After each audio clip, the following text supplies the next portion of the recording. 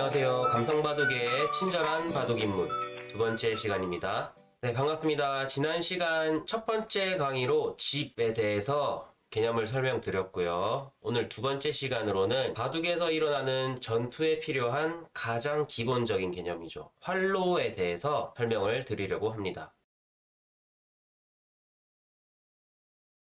자, 먼저 활로의 정의를 설명드리면 화면에 보시는 바와 같습니다. 바둑판 위에서 바둑돌이 살아가는 길을 뜻하는 말이고요. 한자를 보시면 더 이해가 빠를 거라고 생각합니다. 바둑판 위에 바둑돌을 하나 놓고 설명을 드려보도록 하겠습니다.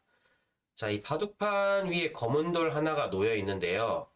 이 돌은 지금 살아가는 길, 활로가 몇 개일까요? 보시는 바와 같이 활로를 계산할 때는 대각선 경로는 따지지 않습니다. 다시 말해서 이 검은 돌을 기준으로 삼는다면 상하, 좌우 네, 요렇게 난 네 갈래의 길은 활로라고 보거든요.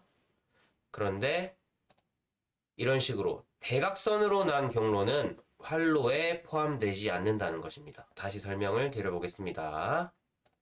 처음에 검은 돌이 하나가 놓여 있는데 바둑판 위에서 이 검은 돌이 살아가는 길은 대각선 경로를 제외한 하나, 둘, 셋, 네 군데라는 것입니다. 자, 그러면 지금까지 설명을 듣고 계신 분들 가운데 자, 활로가 뭔지는 알겠는데 그래서 이걸 왜 알아야 되냐 하는 의문이 드실 것 같거든요. 활로라는 개념이 왜 필요한지 추가 설명 이어가겠습니다. 포위하기라는 개념이 등장하는데요. 바둑판 위에서 활로가 모두 막힌 돌은 죽은 돌이 됩니다. 네, 그래서 활로가 중요한 것이고요. 네 돌의 활로가 모두 막히면 그 돌은 죽게 되고 죽은 돌은 따내기 할 수 있다고 되어 있습니다. 자, 활로가 모두 막히는 상황에 대해서 설명을 드릴게요. 즉 포위하기 상황인데요. 처음에 있던 검은 돌 주위로 흰 돌 3개가 추가로 놓였습니다. 검은 돌은 처음에 이렇게 활로가 4개였는데요. 지금은 활로가 하나밖에 남지 않은 상황이죠. 그리고 활로가 모두 막힌 돌은 죽은 돌이 된다고 설명을 드렸잖아요. 만약에 지금 100이 다음 한수로 자, 여기를 막게 되면 방금까지 있던 검은 돌이 사라진 걸 보실 수 있습니다.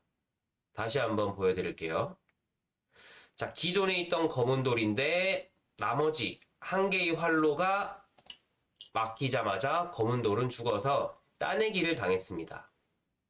이렇게 네 돌이 죽었을 때 바둑판 밖으로 덜어내는 것을 따내기라고 하는데요. 따내기를 잘 보여주는 사진 한 장 소개해 드리겠습니다. 자, 지금 이 대국 장면은 너무나 유명한 역사적인 대국입니다.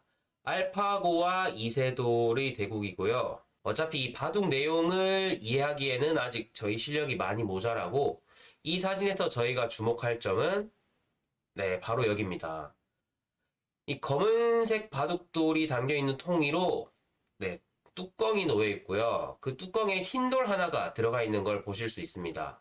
지금 저 흰 돌이 우리가 배우고 있는 포위하기의 개념이 적용된 사례인데요. 빨간색 화살표를 자세히 보시면 여기 바둑판 아래쪽에 검은 돌에 의해서 활로가 모두 막힌 자리를 하나 찾으실 수 있습니다. 여기에 원래 흰 돌이 놓여 있었는데 검은 돌에 의해서 활로가 모두 막히게 되었고요. 그렇게 활로가 모두 막힌 흰 돌은 죽었기 때문에 따내기를 당해서 바둑판 바깥으로 옮겨진 것입니다. 그래서 여기서 죽은 돌을 따내기 할 수 있다는 의미를 이해하시겠죠, 이제? 이렇게 살아있던 돌이 죽은 돌이 되면 따내기를 당해서 바둑판 바깥으로 옮겨지게 됩니다. 이게 포위하기의 개념이었고요. 조금만 더 생각을 진행시켜 보겠습니다. 네 돌이 포위당하기 전에 그럼 어떻게 해야 될까요? 그렇죠. 네 돌이 포위당하기 전에 이제 도망을 가야겠죠. 아까처럼 흰 돌이 둘 차례에 여기 두면 네 돌이 죽게 되었죠. 그러면 반대로 검은 돌이 둘 차례라면 설명에서 보시는 것처럼 네 돌이 활로가 모두 막히기 전에 한 수를 둬서 도망을 가야겠죠? 이렇게 두어서 도망을 가야 되는 것입니다. 자, 여기서 주목할 점은요. 한 수만 더 두더라도 활로가 급격히 늘어난다는 것입니다. 다시 말해서 도망을 가기 전에 이 검은 돌의 활로는 단 하나였는데요. 한 수를 더 둬서 도망을 가게 되면 활로가 순식간에 하나, 둘, 3개로 늘어나게 됩니다. 바둑을 두다가 위험에 처한 내 돌이 있을 때는 단 한 수만 더 두더라도 일단은 급박한 위기에서는 벗어날 수 있다. 이렇게 기억해 두시면 되겠습니다. 자, 그럼 저희 오늘도 연습 문제를 풀어보면서 개념을 조금 더 다져보도록 하겠습니다. 보여드리는 문제는 모두 백이 둘 차례고요. 자, 활로가 하나밖에 남지 않은 흑돌을 포위해서 따내려면 어디에 두어야 할까요? 지금 보시듯이 흑돌은 활로가 여기 하나밖에 없는 상황이죠. 그럼 백이 둔다면 당연히 이 자리에 둬서 활로를 모두 막고 흑돌을 따내게 할 수 있습니다. 어렵지 않죠? 그래서 이 흑돌을 따내기 위해서 백은 이곳에 두어야 합니다. 자, 두 번째 문제 이어서 보실게요.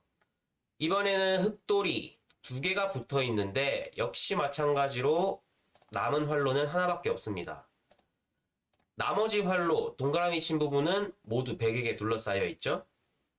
그리고 처음에 설명드린 것처럼 대각선 경로, 이 세모 대각선 경로는 활로에 포함되지 않습니다. 자, 그렇게 본다면 이 흑돌은 활로가 단 하나만 남은 상황이고요. 당연히 백이 둔다면 이곳에 둬서 흑을 따내게 할 수 있겠죠. 모양은 다르지만 정확하게 같은 개념이 적용되고 있습니다. 세 번째 문제 보시겠습니다. 이번에는 흑돌이 바둑판의 아래쪽에 몰려 있고요. 나머지 활로는 모두 다 백에게 막혀 있는 상황이고 단 한 군데 활로가 남아 있죠. 그렇다면 백돌이 이 흑을 따내기 위해서는 이곳에 둬서 따내기를 할 수가 있겠지요. 활로라는 개념의 기초에서 포위하기 그리고 도망가기라는 개념까지 알아보았고요. 자, 그럼 다음 시간에는 활로 개념을 바탕으로 해서 둘러싸기 개념까지 조금 더 나아가 보도록 하겠습니다. 오늘 강의도 시청해 주셔서 고맙습니다.